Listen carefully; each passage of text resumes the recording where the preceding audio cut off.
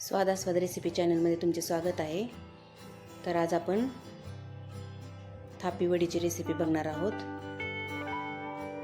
कोणी कोणी याला पाटवडी पण म्हणतात आणि ही पितृपक्षातही बनवली जाते आणि अगदी सोपी पद्धत आहे। तर चला आपण रेसिपीला सुरुवात करूयात।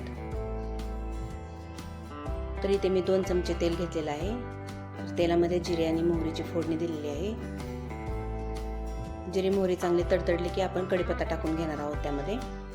आता हे मी वाटण टाकत आहे। हे वाटण हिरवी मिरची, कोथिंबीर, लसूण आणि जिरे याचं वाटण आहे।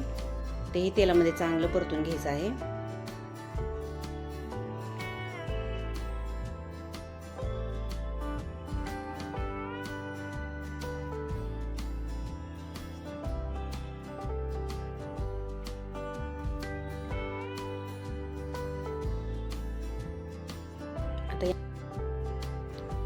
आता इथे मी सुके खोबरे घेतले आहे, ते त्यामध्ये टाकून घेऊयात।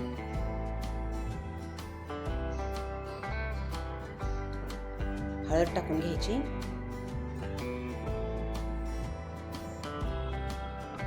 आता इथे मी पाणी टाकलेलं आहे, तर पाणी मी अंदाजेच घेतलं आहे।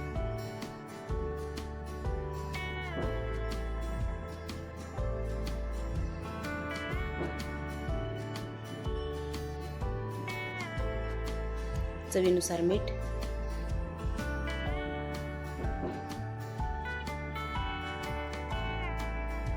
त्याला चांगली उकळी येऊन द्यायची आहे आपल्याला। आणि मग आता हळूहळू त्या पाण्यामध्ये जेवढं बेसन बसेल ना तेवढं आपल्याला बेसन त्यामध्ये टाकून घ्यायचे आहे। घट्ट असा गोळा तयार झाला पाहिजे।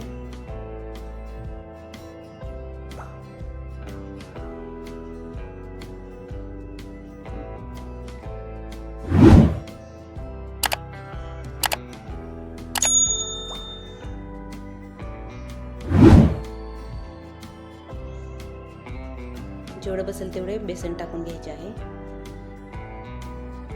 छान पद्धतीने परतून घ्यायचं आहे।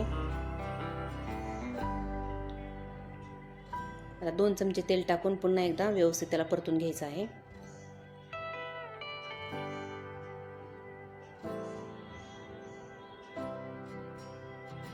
आता हे 5 ते 10 मिनिट आपल्याला झाकून ठेवायचे आहे, म्हणजे ते वाफलून निघते पूर्ण पीठ।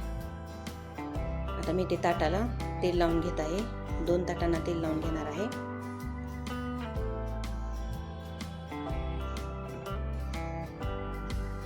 दोन्ही ताटामध्ये थोडं थोडं घ्यायचं आहे आपल्याला आणि ते व्यवस्थित थापून घ्यायचं आहे।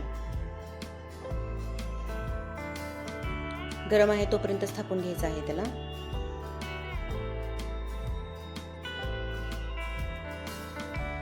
हाताला थोडे पाणी घ्यायचं, कारण हाताला चटका बसू नये म्हणून, आणि व्यवस्थित पद्धतीने थापून घ्यायचं आहे।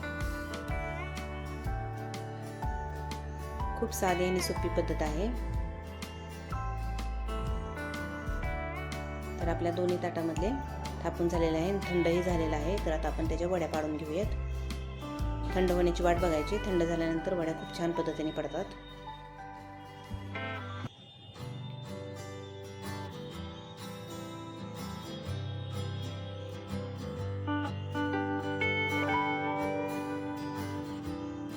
तुम्ही पाहू शकता आपल्या थापी वडी तयार झालेली आहे।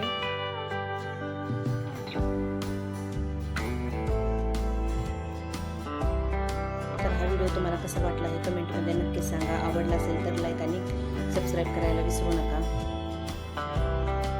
आणि ही रेसिपी नक्कीच ट्राय करा, अगदी सोपी पद्धत आहे। धन्यवाद।